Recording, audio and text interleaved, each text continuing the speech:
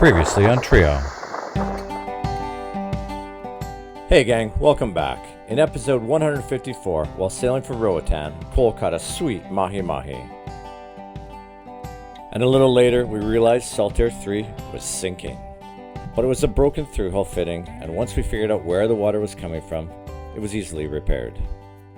And it was a wild night of sailing to the island of Honduras. Yeah, it's wet right now. This time on Trio, Chris is doing laundry in her bikini again, Brad and Cole are doing minor engine repairs, and we leave the last island of Honduras to set sail on the 5-day passage for Panama. It's 5 years later, and our Panda washing machine that we bought back when we bought on Amazon back when we were in Florida months before we left, is still ticking. I've had to repair it a tiny bit. Which might have been my fault. She got the bottom a little wet, so got a little rusty down there, and so... Yeah, it says do not submerge in water. But anyway, let me show you what it looks like. I'll sneak past you. Yeah. So there, I'm going to grab that little lid off the top there. Yeah. So this is the spin dry side. And this is the wash side. Hey, turn on the wash so we can watch it agitate. Okay. Water's a little brown in there. Well, it's black clothes, Oh, in all fairness. Alright, let's see the And then it spin just cycle. drains... I can't show you the spin cycle because, yeah, the lid has to be closed. Okay. And then just drains into the bathroom and... Pump it out to the shower pump. Yeah. Amazing little unit. Takes a little longer to do laundry because it's a small load at a time, yeah. but it's better than doing it in a bucket with a plunger or hauling it to shore. Of course, you have to have the room to store the thing. We just store it way up front up there. Yeah. But it's a little crowded up there right now. Yeah. All right, cool. Thanks. Cool machine. Get one. And Cole cooked waffles this morning. And there's the laundry hanging out. We are here in Roatan, and this is the West End, anchored here with our buddy boats, and we're just doing our prep. Hopefully we're leaving in a couple of days to make our big passage through the scary pirate waters of the Honduran bank. So I'm doing food prep. I'm making some banana bread with chocolate chips, of course. Never gets made without chocolate chips in this house. And then I'm gonna make a carrot loaf. Yeah, I forgot about that. And then it's gonna be spaghetti and stuff. Meanwhile, Cole and Brad are in the engines doing some checks, and they thought we needed a new impeller, but it turns out that it might just have been the sea strainer that needed cleaning out. So they've done that, and they are both working on that. So Cole's schooling today is power tech class. Right, Cole? Yeah. So what have you done in there? Well, in this one I just strained out some water, but I accidentally flipped the float pump, like to turn on the bilge pump, and now it's not turning off. Oh. It's always fun to add another project to the list. Yeah. So Brad's in there troubleshooting that. Cool, I'm gonna need my flashlight and my... And we did actually have some bummer news that last night we had a thief on board and they stole our fishing rods. So that really sucks because we were hoping to catch some fish on this next passage. Good thing Cole caught us 2 big ones before we got here. But yeah, this is where we keep them. And that means that they came right on board, and Brad and I sleep right down here and we didn't even hear it. Dad, And where's the flashlight? guess there was another couple boats that got hit with a few things. One guy got his fuel tank stolen. I'm not sure what else, but one lady caught the guy before he got on her boat, and she got a visual of what his boat looked like because she had her flashlight on him. So we've reported it. I doubt we'll get him back, but you never know. But that, that really sucks. But I guess first time in 5 years, so I guess we can't really complain too much, but still, theft is really stinky. Anyhow, back to the baking and project list so that we can make sure we're ready for the weather window coming up. All right. The boys are working on our running lights because they weren't working the other night. And I've got banana bread and carrot loaf in the oven. Make sure it's still 350. Yep, those two are going strong. And now I'm working on some spaghetti sauce. Busy bees today. It's really hot. We're all super sweaty. Like the humidity is crazy. That's why we're all like in our swimming shorts. So at any moment we can jump in the water and cool down. Well, you can look at it. It's harder for me. We'll look down for both of us. Or sit on the table. It's not that high. They can't sit. Okay, we're coming into French Key, the French Harbor. It's kind of a crazy part. Lots of shallows, lots of reef. You can see the reef breaking right there. Hold the phone because we're using double navigation for this one. This Navionics on the phone has a really well marked course in, so we're using that in combination with our Raymarine. It's kind of a rough sail here. We didn't film much because it was yucky. It was 2 meters and we were straight into east wind and east wave. Yeah. The boat's all covered itself. Yeah, that's why. So there's the Anchorage. So now we will anchor here and then head into town to do our provisioning. We're one step closer to being ready to check out and head to Panama. Panama! Oh my gosh, that passage is looming big time, isn't it? Yeah, Cole texted his buddy in Canada today. What did his buddy in Canada's parents say? Riley can definitely come because Cole really wanted to invite his buddy Riley to transit the canal with us as just an epic experience with a good buddy. You want to go grab Cole? We'll get ready to drop the hook. Yes, let's grab Cole. Drop the hook.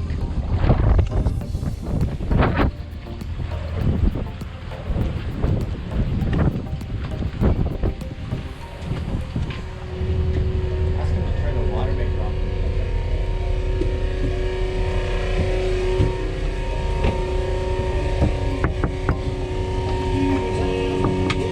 Hey Cole, time to drop the hook.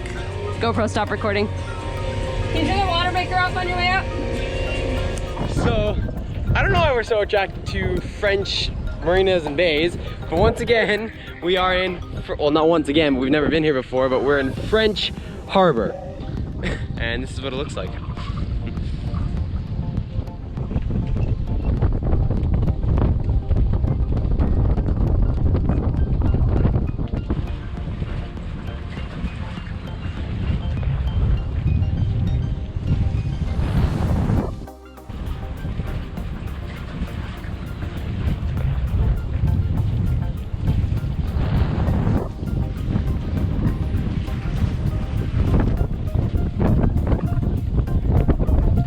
Stunning. A bit windy, but pretty. So we're off for a provisioning trip, and we're all squeezing into this little car like a bunch of circus clowns. I'm gonna sit on Cole's lap. I couldn't get my head inside. I'm littler than him now. Oh, you're on Cole's lap. So Cole's always sat on your lap. Now you sit on his lap? Yeah. Can you hold that, bud? Okay. When I first put my arm on the window, the window like rolled down. Oh yeah. 3 hours later and a couple $100 later, the car is loaded, and we did pretty good, I think. From fishing rods to rum, which is much needed now. Now we gotta take it all back to the dinghy, unload it and unload it again. All right, this is it, people.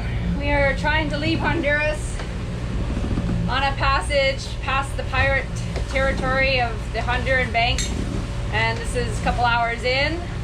Brad is getting us ready to catch a fish, filling up our trusty Gatorade bottle with some booze. No, he's not drinking yet, although he thought about it. And I'm trying to make some breakfast, and this is how it looks when you try to make fried eggs on a boat. Because, yeah, it's gonna end up being scrambled. Anyhow, I'm trying to make some potato salad, hard boil some eggs for passage, make us a bit of breakfast here while the getting's good, because I think it's gonna get a little bit lumpier. Not too bad though, I think, and I'm prepared. I've got lots of meals made ahead of time, and so I'm just messing around, I guess. So we'll keep you updated. Hopefully no pirate attacks to report, but we're gonna make sure the GoPro's on if anything happens. All right, here's to a boring passage. Hey, we're arriving at Guanaja, Honduras. What a beautiful island from this point of view, it looks like. Did I stutter there? It's because I'm in awe. It's beautiful.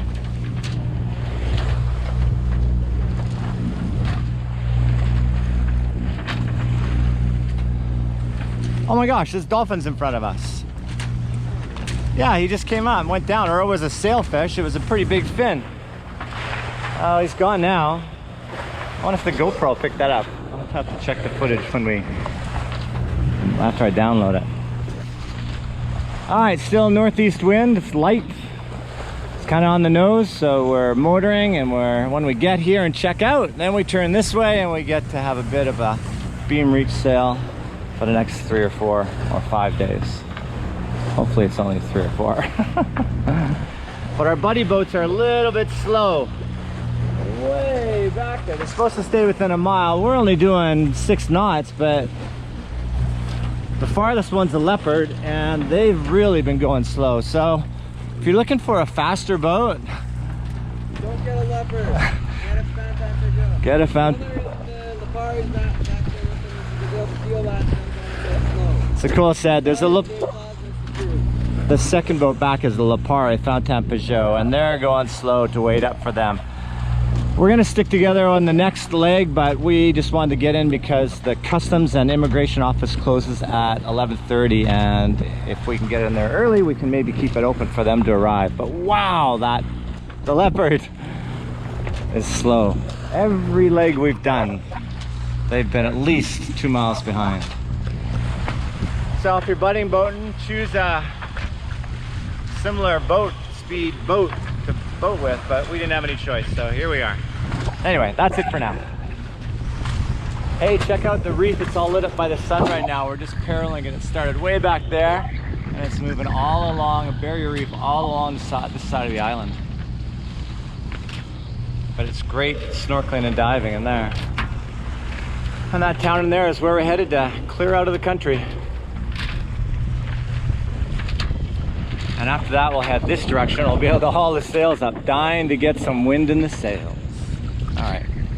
Gotta go navigate.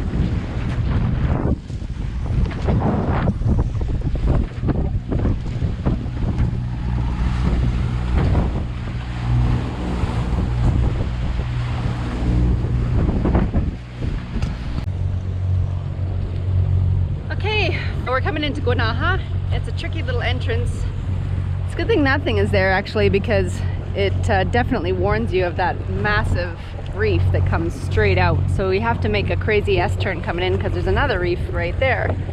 So we came in from there, around that way, made a sharp turn. Now we're going to be doing another sharp turn to go around this part and then make our way over there, we think, for clearing out. Yeah, there is a big rock or something there.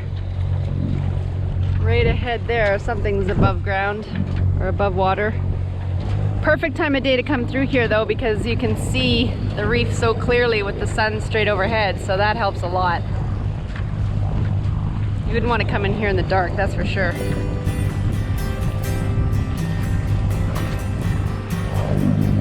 So far the weather gods have been with us, hoping for some good, calm, fairly calm conditions on the way down. Wednesday night's looking kind of crazy with some wind up to 26 knots, but that's okay. It's coming from the northeast, so it should be a little bit behind us.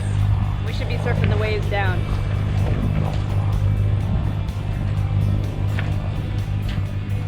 Sure, a pretty island. So mountainous. All right, we just got the hook down 15 feet of water. It's just one shallow spot right in the middle here where you can drop the hook. And this is Guanaja. It's a tricky entrance, man.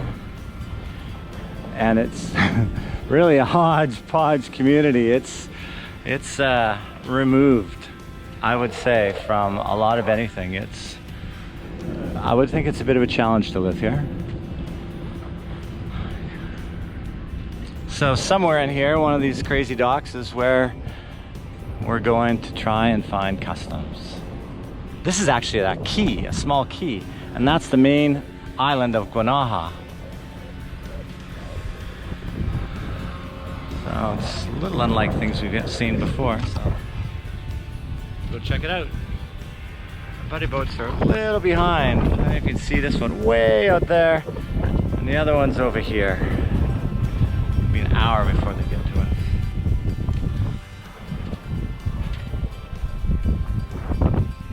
All right, that's it. See what happens in town.